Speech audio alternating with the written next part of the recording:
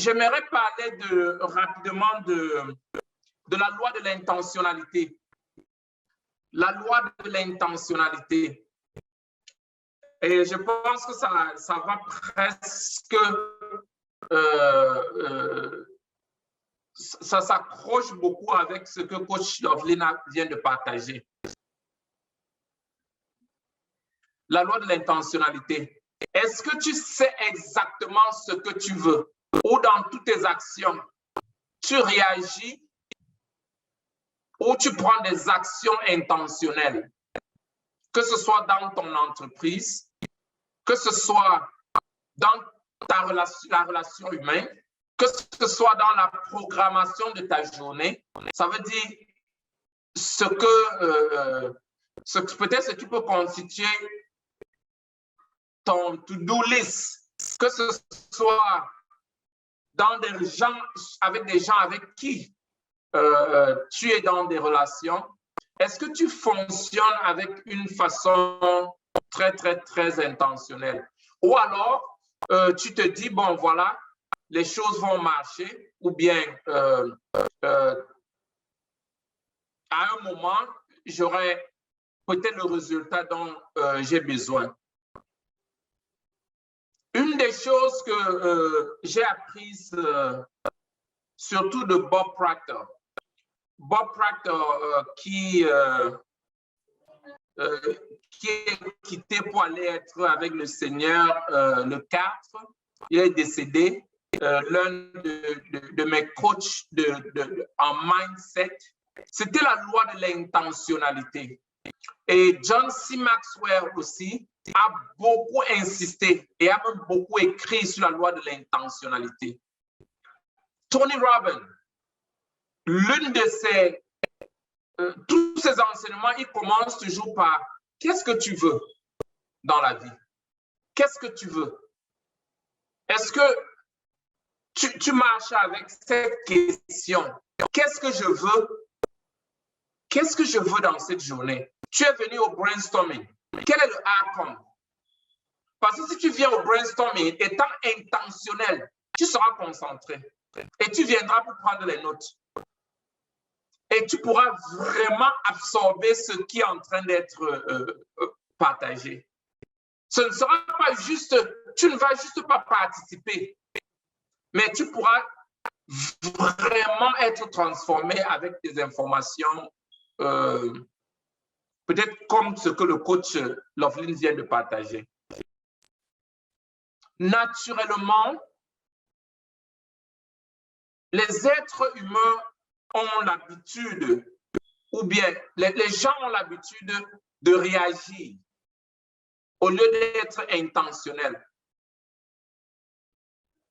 Et la loi de l'intentionnalité, ce n'est pas quelque chose qui s'applique seulement dans ta vie personnelle, même dans ton entreprise, dans tes relations. Si tu prends ton cellulaire, tu ouvres le cellulaire, tu as peut-être 200 contacts dans le cellulaire. Est-ce que tu peux dire en quelques minutes pourquoi tu as ce numéro de téléphone? La loi de l'intentionnalité. S'il fallait évaluer ceux qui sont dans ta vie, est-ce que tu sais pourquoi tu as telle personne dans ta vie?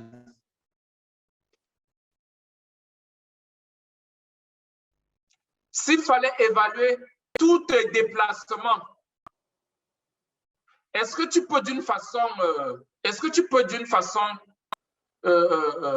honnête dire pourquoi tu fais ce que tu fais, pourquoi tu veux ce que tu veux, pourquoi tu t'es engagé dans l'entreprise que tu es en train de gérer aujourd'hui, pourquoi tu es dans Alit, pourquoi tu es venu dans ce brainstorming.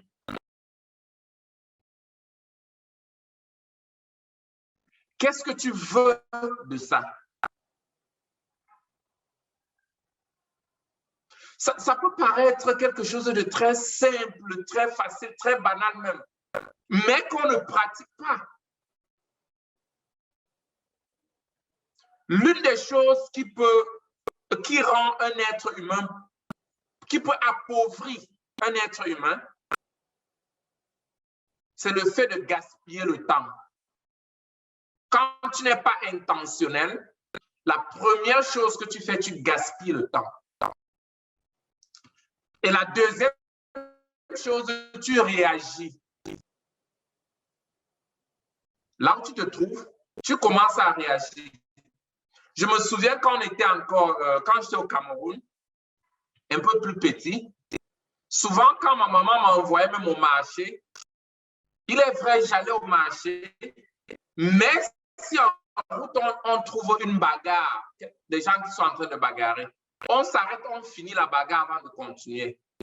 Même en tant que des grandes personnes, parfois, d'une façon inconsciente, nous appliquons ce genre de choses. Tu prends le téléphone, tu es sur Facebook, tu passes 30 minutes sur Facebook. Qu'est-ce que tu cherches sur Facebook? Tu vends un produit. Bon, si c'est le temps de récréation, ça veut dire que tu as été intentionnel. Si c'est le temps de distraction, c'est que tu es intentionnel. Parce que si tu te mets sur Facebook, tu commences à filmer les images et tu te dis non, je peux filmer les images pendant 30 minutes pour changer un peu avant de retourner au travail. Ça veut dire que tu es intentionnel. Est-ce qu'à tout moment, on peut te stopper et tu réponds exactement pourquoi tu fais ce que tu fais? Est-ce que tu as un plan stratégique pour chaque relation que tu as dans la vie, où tu apprends, où tu vas ajouter de la valeur, où tu veux être un support, ou alors tu veux apprendre?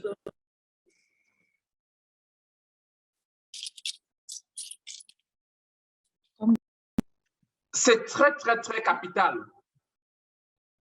de pratiquer la loi d'intentionnalité.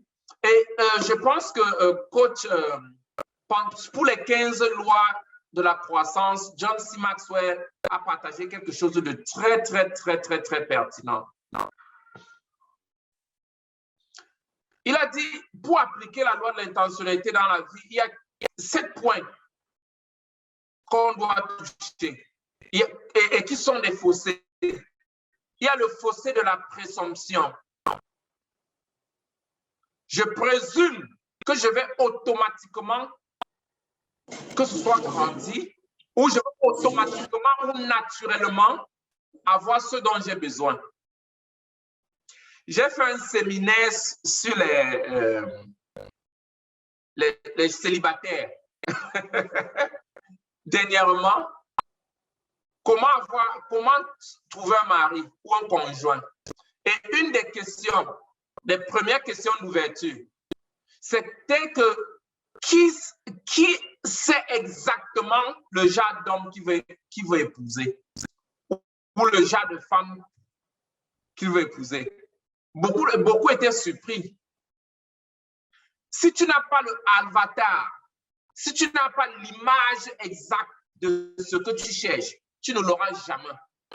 Parce que tu seras confus. En entreprise, en entrepreneuriat, quel est le genre de partenaire que tu aimerais avoir?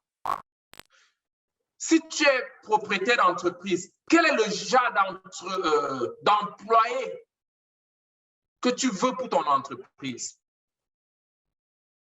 Comment est-ce que tu aimerais que cette personne soit? Une société, par exemple, qui vend les Bentley, s'ils cherchent peut-être une commerciale, ils diront qu'il faut qu'elle soit très belle. Il ne faut pas qu'elle soit peut-être trop overweight. Il faudrait qu'elle soit avec de longs cheveux, les yeux comme ça, ceci ou cela, ou les courts cheveux. C'est ça la loi de l'intentionnalité. Dans notre plan de vie, pour tous ceux qui sont à l'école de coach et à l'école des affaires, la première chose qu'on demande, c'est que qu'est-ce que tu veux dans la vie? Qu'est-ce que tu veux? Combien tu veux gagner dans ta vie? J'ai quelqu'un qui m'avait dit qui m'a dit une fois que, mais coach, tu ne peux pas dire combien tu veux gagner. Si tu le fais, tu ne l'auras jamais. Imagine la première fois que tu as acheté ton premier véhicule, naturellement, tu as commencé à voir cette voiture partout. Pourquoi? Parce que tu as déclenché quelque chose dans la tête. La loi de l'intentionnalité fonctionne exactement comme la loi de l'attraction. Tu ne peux pas avoir quelque chose que tu ne désires pas. D'ailleurs, tu peux passer à côté de ce que tu cherches sans savoir, parce que tu n'étais pas intentionnel par rapport à ça. Donc, ne dis pas que non, ça se manifestera seul. Quel est le design de ta maison de rêve? Où est-ce que tu vas amener ton entreprise? Quel chiffre d'affaires?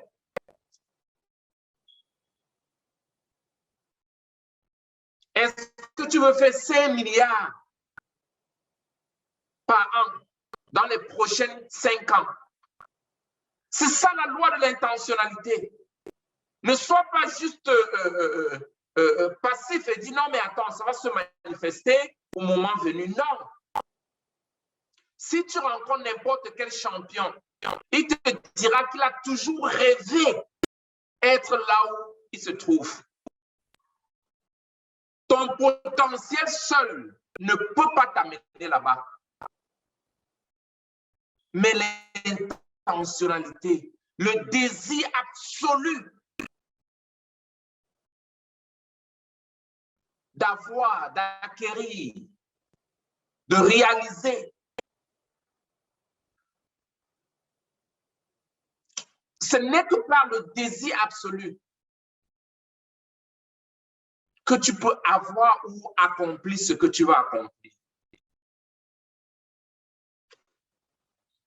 Donc, ne te dis pas que ça se passera naturellement. Le déficit de connaissance, je ne sais pas comment me développer. Je ne sais pas comment développer mon entreprise. Je ne sais pas comment appliquer ce que vous êtes en train de demander, coach. Je ne sais pas comment trouver ce dont j'ai besoin. C'est d'abord la mauvaise question.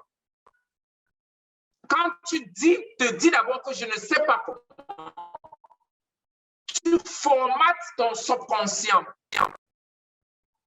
à entrer dans une conclusion d'impossibilité. Mais la meilleure question, c'est comment ou avec qui je peux réaliser ceci. Si Coach Mani a un rêve, peut-être d'amener son entreprise à 10 milliards de chiffre d'affaires, et il se pose la question, oh, je ne sais pas comment faire 10 milliards parce que je ne l'ai jamais fait. C'est normal, mais ça doit être la mauvaise question. Mais la bonne question sera, comment et avec qui peut m'amener là-bas? Tu vois, ça ouvre directement ton entendement. Donc, une des mauvaises fossés, c'est parfois se baser sur son passé pour réaliser ses objectifs, pour être intentionnel. Alors que ce que tu es aujourd'hui est le résultat de tout ce que tu connais. Donc, naturellement, si tu te bases sur ce que tu es, qui tu es, pour appliquer la loi de l'intentionnalité, tu passeras de côté.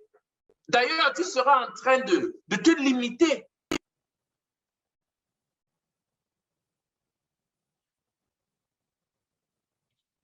Point numéro 3, le manque de temps. Ce n'est pas le bon moment. Ce n'est pas le bon moment de commencer cette entreprise. Ce n'est pas le bon moment pour moi de me marier. J'ai encore mon temps. Ce n'est pas le bon moment de faire des enfants. Ce n'est pas le bon moment de finir mon PhD. Ce n'est pas le bon moment de faire quelque chose de grandiose. Oh non, mais ce n'est pas le bon moment. Quand on est intentionnel, le moment, c'est maintenant. Si tu remets à demain ce que tu dois faire aujourd'hui, tu serais en train de réduire ce que tu pourras réaliser. D'ailleurs, si tu rates une année, Pour rater une année, tu n'as pas besoin de rater l'année. Parce qu'en réalité, l'année se trouve dans les mois, les mois se trouvent dans les semaines se trouvent dans les jours, et les jours se trouvent dans les heures, et les heures se trouvent dans les secondes. Je l'ai donné à l'inverse. Ça veut dire que chaque seconde que tu perds, tu es en train de perdre une heure. Quand tu perds une heure, tu viens de perdre la journée. Et quand tu perds la journée, tu viens de perdre une semaine. Quand tu perds une semaine, tu as raté le mois. Et quand tu rates le mois, tu as raté l'année. Dès que tu rates l'année, ça peut jouer dans ta vie.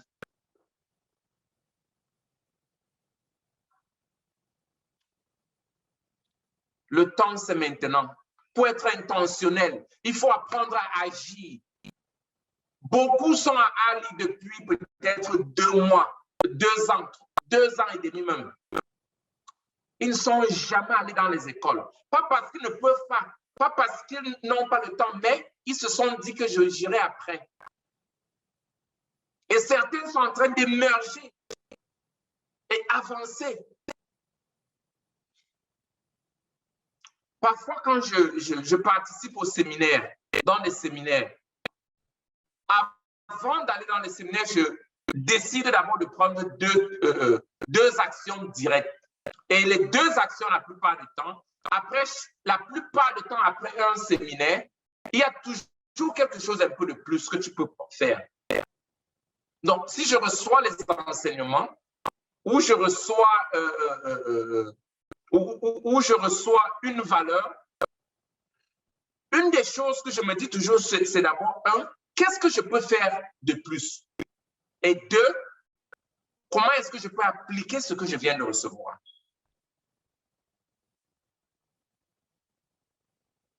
Comment je peux appliquer ceci aujourd'hui? Par exemple, ce que Coach Loveline vient de partager là, tu devrais appliquer directement. Directement. Une information non appliquée n'a pas d'importance.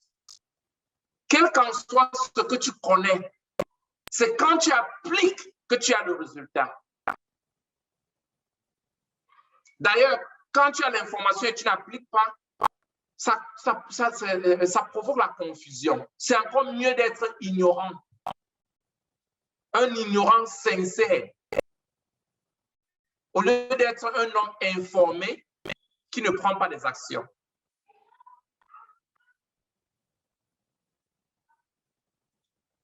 Numéro 4, le fossé des erreurs.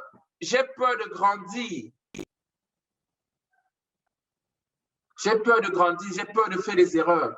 J'ai peur d'être rejeté. Ah, mais je ne sais pas comment faire. Ah, mais moi, je ne veux pas faire des erreurs. La première fois, moi, je suis francophone, pleinement francophone. Quand je soutenais pour mon doctorat en théologie à Biola University, j'ai demandé au jury si je pouvais avoir le traducteur parce que je me sentais beaucoup plus en français. Et c'était juste l'intimidation. Tous les docteurs qui étaient assis devant, il fallait que je présente à ces experts en anglais. Quelque chose que l'un de mes professeurs m'a dit, il a dit, coach, il m'a dit, Ralph, frère Ralph, les gens ne sont pas intéressés, les gens ne sont pas aussi intéressés à ce sur quoi tu es en train de penser qu'ils sont en train de s'intéresser. La raison pourquoi tu es en train de présenter n'est pas nécessairement dans la grammaire. Et c'est pas ce que le jury est en train de chercher. Et pour moi, c'était la première fois d'adresser une foule de plus de 300 personnes, ouvertement, de plus de 300 professeurs et docteurs, ouvertement, en une langue étrangère.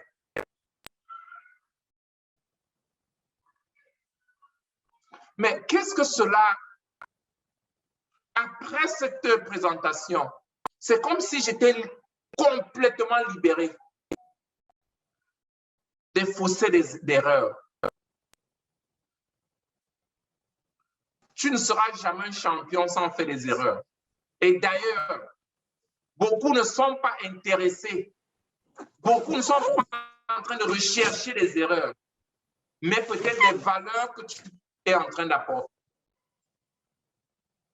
Donc, chaque fois, dis-toi que tu peux faire des erreurs. Tu peux faire des erreurs, mais tu peux apprendre des erreurs. Tu peux améliorer à tout moment. Et tu feras toujours des erreurs jusqu'à la fin de ta vie. Essaye, commence, fais ce que tu dois faire.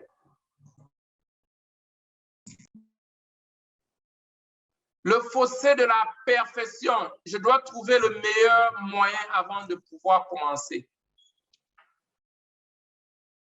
Certains sont des perfectionnistes. Si ce n'est pas trop bien fait,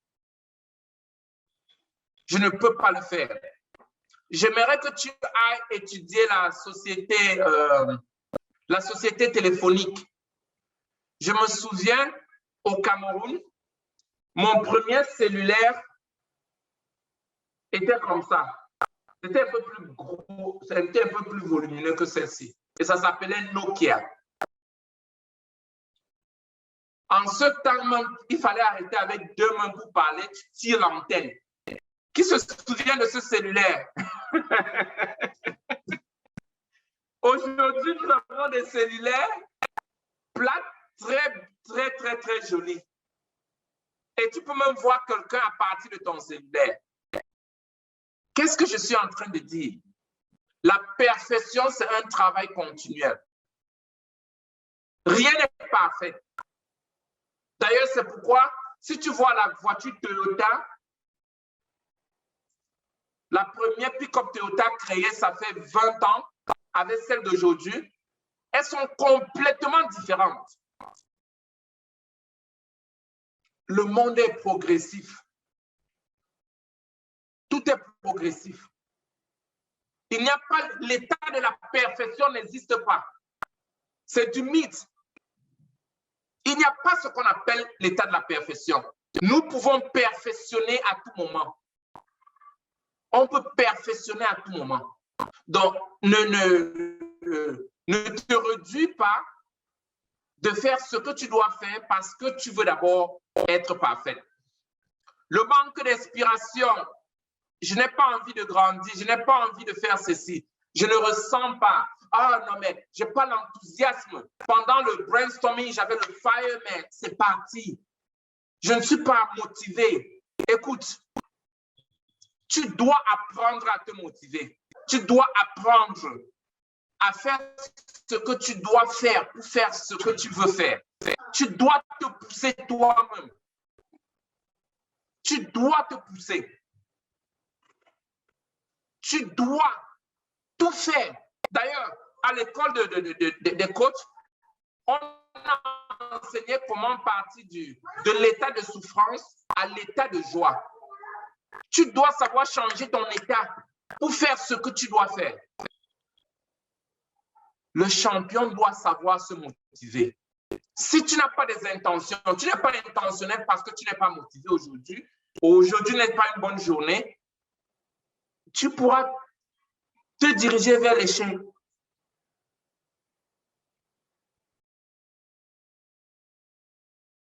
Les cas de comparaison, les autres sont meilleurs que moi.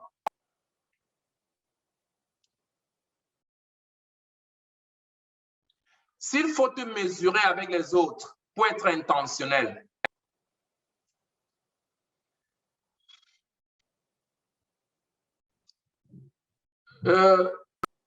s'il faut toujours se mesurer, tu peux être inspiré par les autres, mais il ne faut jamais te mesurer avec les autres parce que tu es uni. Le fait de te mesurer construira un blocage pour toi. Tu es uni, tu es différent, tu as un potentiel distinct et tu n'es pas une autre personne. Mais tu peux être inspiré des réalisations d'une autre personne. Tu peux avoir un role model, mais ne te mesure pas du role model. Parce que vous êtes complètement différents. Même ton frère jumeau, ta soeur jumelle, ne te mesure pas d'une autre personne. Tes objectifs sont complètement différents. Ne te mesure pas de ton voisin. Non, tu es uni. Tu dois t'inspirer des autres, mais ne jamais te mesurer des réalisations des autres.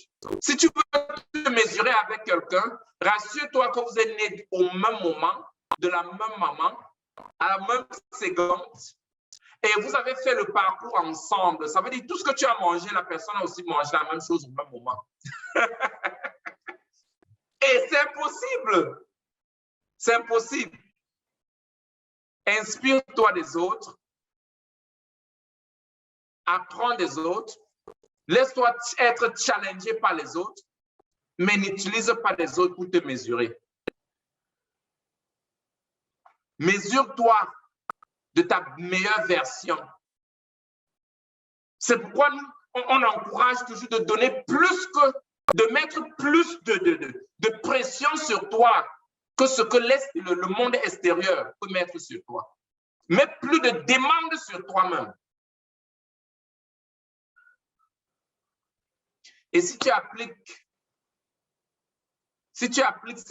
tous ces 7 points, tu seras beaucoup plus intentionnel. Applique-le dans ton entreprise, applique-le dans ta vie. Si tu es fonctionnaire, applique dans ton quotidien. Mais quel qu'en soit ce que tu fais, sois une personne intentionnelle. Bon dimanche.